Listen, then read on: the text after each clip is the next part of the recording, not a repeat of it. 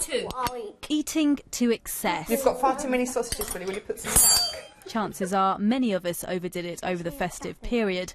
But there are fresh concerns about our globally expanding waistlines. Bread sauce, James. Researchers say it's particularly alarming in the developing world, where people are choosing to spend their increasing disposable income on fatty, sugary foods. The Future Diet Report analysed existing data on global obesity rates. It found in 1980, 1 in 5 people were overweight or obese. In 2008, it had risen to 1 in 3.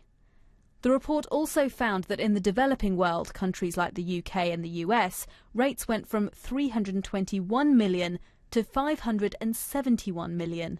But in developing countries like Egypt and Mexico, numbers almost quadrupled from 250 million to 904 million.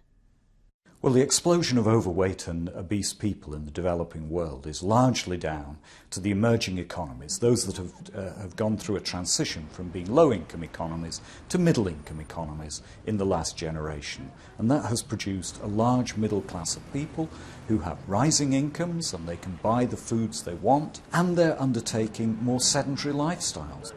It's these sorts of greasy, fattening, processed sugary foods that are causing the problem. This glass of Coke has more than the daily recommended maximum limit of sugar, around 13 teaspoons of sugar in that. Get through enough of this sort of food and drink regularly enough, and your risk of things like heart disease, of stroke, certain types of cancers and diabetes all increases. It's already putting a huge strain on health systems right across the world. Denmark banned trans fats, which are used to extend shelf life but have no nutritional value, back in 2004.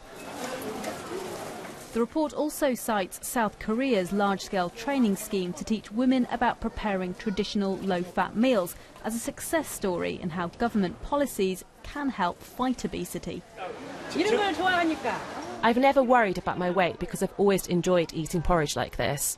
I would never eat fatty foods. I like to eat vegetables and fruit. Koreans prefer vegetables, whereas Westerners seem to eat more red meat. Also, Koreans tend to eat less in general. People are quite weight conscious here. The report says more governments need to start introducing taxes on sugary, fatty foods. Much of the food and drinks industry isn't keen, though, and argue the only thing that will get lighter is people's wallets. Tulip Mazumdar, BBC News.